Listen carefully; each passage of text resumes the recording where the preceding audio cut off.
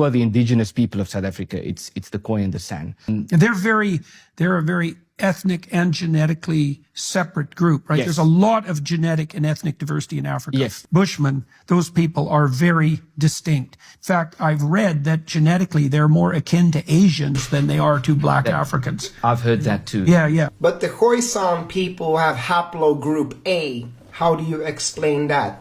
A only exists on the African continent. And what you didn't know about Mandela was that he was Khoisan. He was 80% Khoi blood. Not very many people know that.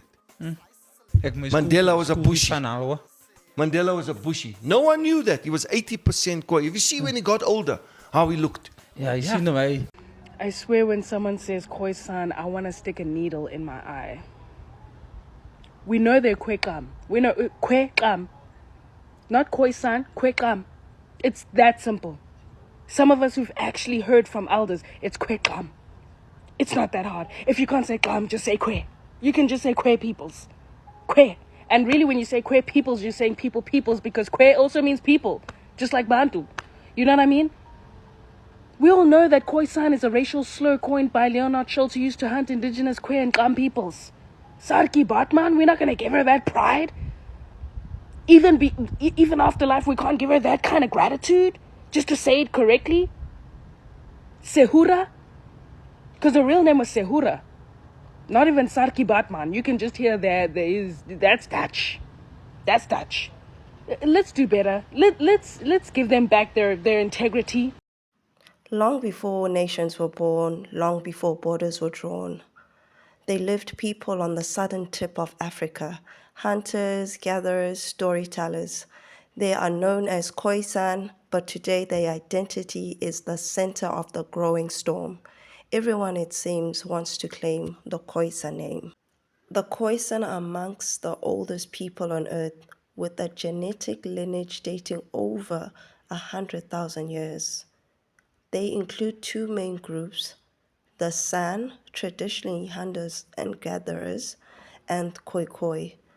Their languages, marked by distinct clicks, are amongst the oldest, most unique in the world. In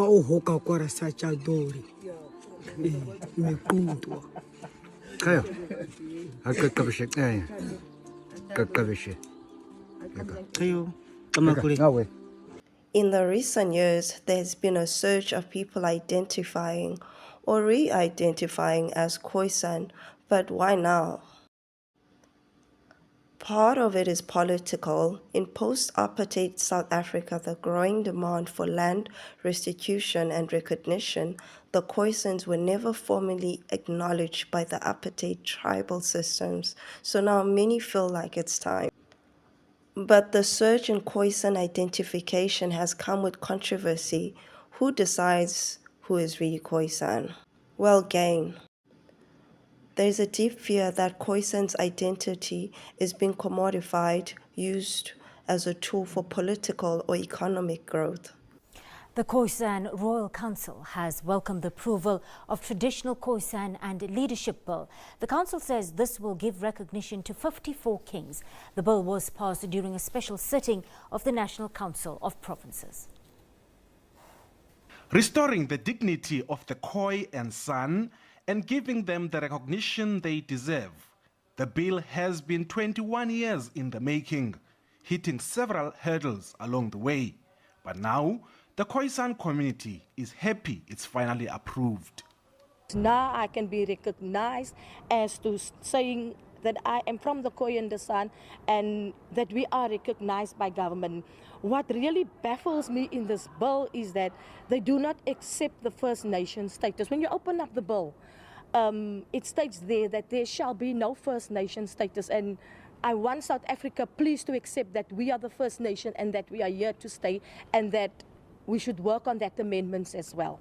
The Khoisan Royal Council says it wants the bill to be translated in Afrikaans. The Cooperative Governance and Traditional Affairs Committee says the challenge will be checking genuine kings and queens. Well, in the bill we are including the committee, that a committee of experts will be set up by the ministry, by Premier in the province, to people to come and present themselves and to explain who they are and how they're claiming that they are kings or queens. And then if they are convinced that there's evidence for that. The bill will now be sent to the president for assenting. Ulelani Philip, SABC News, Parliament. In 2019, South Africa officially recognized Khoisan communities under new traditional leadership legislation, but the legal process of providing identity and claiming land remains murky. It is said that the Khoisan have waited centuries now that the land redistribution is on the table, proving First National status has real consequences, economically, politically, symbolically. Beneath the headlines and the courtroom battles lies, sometimes more profound, the survival of culture and language and the way of life. For Khoisans, being a Khoisan is not a costume. It's their blood, their rhythm, and their grief and pride. In a world where heritage is increasingly politicized, the Khoisan story raises tough questions. Who owns identity? Who writes history? And how do we honor the first people without erasing the very struggle that kept them alive?